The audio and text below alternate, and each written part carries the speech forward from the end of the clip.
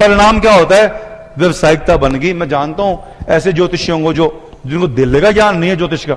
मैं ईमानदारी बताऊं बात साहब, मैं 1976 में मैंने ज्योतिष की पहली बुक पढ़ी थी, अंक ज्योतिष, नारायण दत्त श्रीमाली जी की लिखी हुई थी। 5 दिन बाद मेरे को लगा अरे कुछ भी तो नहीं ज्योतिष, 5 दिन में सीख गया। लोग बोलते हैं 3 साल साहब। उस बात को आज देखिए 36 ईयर से मैं ज्योतिष पढ़ रहा हूं, मेरे 12 गुरु हैं और मैं 300 बुक्स पढ़ चुका। अब जाके मेरे को लगता है कि मेरे को 10% से ऊपर ज्योतिष नहीं आता। इतना वास्ट सब्जेक्ट है। वो उठा के किताब लग जाते हैं। मैं कहता हूं 10 जन्म पूरे करो तो ज्योतिष समझ में नहीं आया पूरा। और वो पूरा ज्योतिष समझ में आ भी गया ना, तो ज्योतिष शास्त्र एक इंसान की जिंदगी में 30% से ऊपर काम नहीं करता। अगर पूरा वही काम करेगा फिर वास्तु कहां जाएगा, और वास्तु भी काम करेगा तो आपके कर्म कहां जाएंगे, कर्म काम करेंगे तो आपकी माइंड पावर कहां जाएगी। कृष्ण जी और प्रभु सब बोलते हैं ना अपनी कुंडली का बदल भी सकते हो, वो ताकत भी तो होनी चाहिए हमारे में। मीन्स ज्योतिष शास्त्र हमारी लाइफ में 25 से 30% से ऊपर काम नहीं करता। ये मेरे 36 ईयर का अनुभव है। मानो आपकी मर्जी है, नहीं मानो तो मेरा क्या नुकसान है। कोई जा रहा आदमी खड्डे में पैर गिर जाएगा, भाई बचना नहीं, खड्डे में पैर देके देखूंगा, देख लो भाई मेरा क्या फर्क पड़ता है। मेरा फर्ज बनता है आपको आगाह करना, क्योंकि इस धंधे से मैं जुड़ा हुआ हूं। बारी करते हैं दोषों की। हमारे प्रिय अन्नदाता कौन है? हमारे बोलूंगा, हमारे प्रिय अन्नदाता में से एक पितृदोष, एक मांगलिक दोष, एक काल सर्प दोष। अगर कहीं से आप बच गए तो शनि की 6.5। उसके अलावा 3 हमारे प्रिय ग्रह हैं, मंगल है, राहु केतु है, और बच गए तो फिर शनि है। शनि ने तो घूम फिर के आपकी लाइफ में आना ही आना है। जो दोस्तों बुक लिखी है, बुक में तो डिटेल में दिया हुआ है, मैं देखा काफी लोगों ने बुक ली, आप सभी का धन्यवाद, थैंक यू। उसमें क्या दिया हुआ है? पितृदोष के बारे में बात करते हैं। पितृदोष होता क्या है? खैर देखिए, कुंडली करीब करीब ऐसी होती है आपके पास। इसमें पितृदोष बताया था, पितृदोष है। पितृदोष की जो डेफिनेशन दी जाती है हमको, बड़ी गंदी डेफिनेशन दी जाती है। ये बोलते हैं आपके बेटे का एक्सीडेंट इसलिए हो गया, पितृदोष है। आपके बिजनेस इसलिए खराब हो गया कि पितृदोष है, आपके पितृ आपसे नाराज हैं, ये बताया जाता है। एक छोटा सा दिमाग लगा देखो साहब, लॉजिकली सोचते नहीं कभी हम कि अगर हमारा बच्चा कोई गलत काम करता है तो क्या हम उसका एक्सीडेंट कर देते हैं? क्या उसको मकान से नीचे, ऊपर से नीचे गिरा देंगे? अरे जब इंसान की जात हो गया हम ऐसा काम नहीं करते, तो पितृ तो देवियों नहीं, वो वैसा काम करेंगे?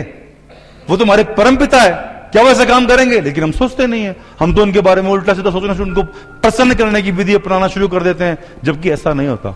दूसरा लॉजिक, पितृ कब बनता है?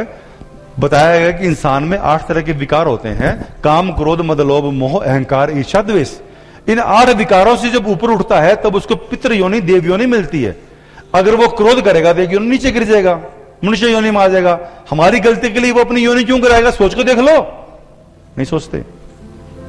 पितरों को दोष देना, उनको ये करना वो करना। पितृदोष होता क्या है एक्चुअली? देखो बताता हूं। पितृदोष को समझना बहुत जरूरी है। 33 कोटि देवता वाली बात है। हमारे पितरों ने, हमारे पूर्वजों ने कुछ ऐसा कर्म किया जिसपे किसी दूसरे का हक बनता था, लेकिन उन्होंने वो हक मारा, और वो धन, वो रेपुटेशन, वो चीज संचय की जिसमें हमारा हक नहीं बनता था, लेकिन हम आज उस चीज को भोग रहे हैं। तो हमारे पितरों की ही गलती को हम भोग रहे हैं, और दूसरी पीढ़ी या दूसरे लोग दुखी हैं। वो दोष हमारे पीढ़ी में आ गया। अब आ तो गया, मान लिया आ गया, दूर कैसे करें? सिंपल तरीका है, समाज की भलाई का काम कर दो। उस व्यक्ति को तो आप जानते नहीं, या तो खोज करो कि हमारे दादा ने, परदादा ने किसके साथ अन्याय किया, तो मुश्किल हो जाएगा कि अपने साथ हमने अन्याय किससे किया हम मानने को तैयार नहीं होंगे। तो समाज की भलाई के काम कर दो। नहीं समझ में आए तो कुछ पैसे इकट्ठे करके मंदिर में यज्ञ करवा दो। मंदिर में यज्ञ का मतलब होता है एक्चुअल में उसकी भलाई में काम, जन सेवा में पैसा लगा दो, तो पितृदोष दूर होता है। फिर आती है बारी मांगलिक दोष। मांगलिक दोष के बारे में बोला गया जी, इसको मंगल है। पहली बात तो क्या बोलते हैं, मेरे पास किसी आते हैं फोन, सब मेरी कुंडली में मंगल है। सब मंगल कुंडली में, कुंडली बनाई कैसे? नौ वगैरह लिखने तो पड़ेंगे कहीं ना कहीं।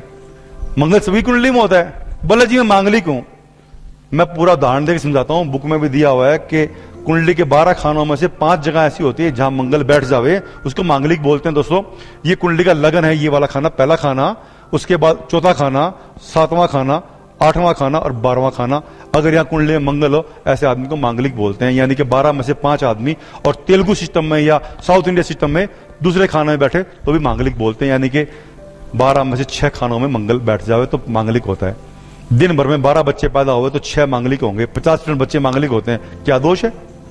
मांगलिक का मतलब क्या होता है, पहले समझिए इस चीज को। मंगल का मतलब होता है खून, खून का दौरा। मंगल जिसका तेज होगा वो आक्रामक होगा, डायनामिक होगा, साहसी होगा। मांगलिक होना जरूरी है, तभी तो नए काम करेगा, साहस करेगा, वरना बिल्कुल दुम दबा के साइड में बैठा रहेगा। फिर वही होगा जो मैंने आपको उदाहरण दिया ना, कि शेर की शक्ल कुत्ते जैसी क्यों है, कुत्ते की शक्ल शेर जैसी क्यों है, वैसे ही उदाहरण होता है करीब करीब। तो लेकिन डायनामिक होना चाहिए। मांगलिक लड़का हो तो चल जाता है, लड़की मांगलिक नहीं हो, लड़की मांगलिक हो तो फिर लड़का मांगलिक ही चाहिए। ऐसे कॉन्सेप्शन थे हमारे। क्यों थे? लॉजिक देता हूं।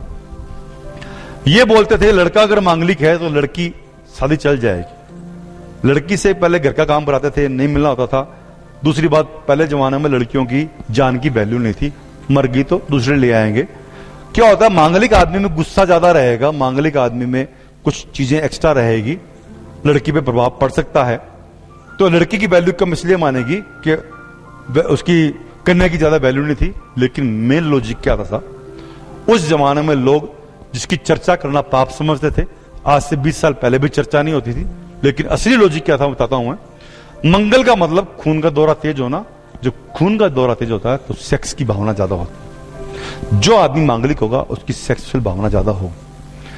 अब लड़के में सेक्स की भावना ज्यादा है, लड़की में नहीं है, तो वो एडजस्ट कर लेंगे, क्योंकि नेचर बोलती है कि इंसान मेल एक्टिव होता है, फीमेल पैसिव होती है। लेकिन लड़की में भावना ज्यादा है, लड़के में नहीं है, तो दोनों में से एक आत्महत्या कर लेगा, या हीन भावना में कर लेगा, या कदम बार भटक जाए तो कर लेगा। इस चीज को खुल के नहीं बोलते थे वो लोग। खुल के बोलना दिक्कत क्या है? आज के जमाने में नहीं बोलते थे, मत करो जी, ये हो जाएगा, वो हो जाएगा, वो हो जाएगा। पूजा कराने से, मेरे को सोचने की बात है कि मेरे खून का दौरा तेज है, बीपी हाई है, पूजा कराने से ठीक हो जाएगा क्या? करते थे।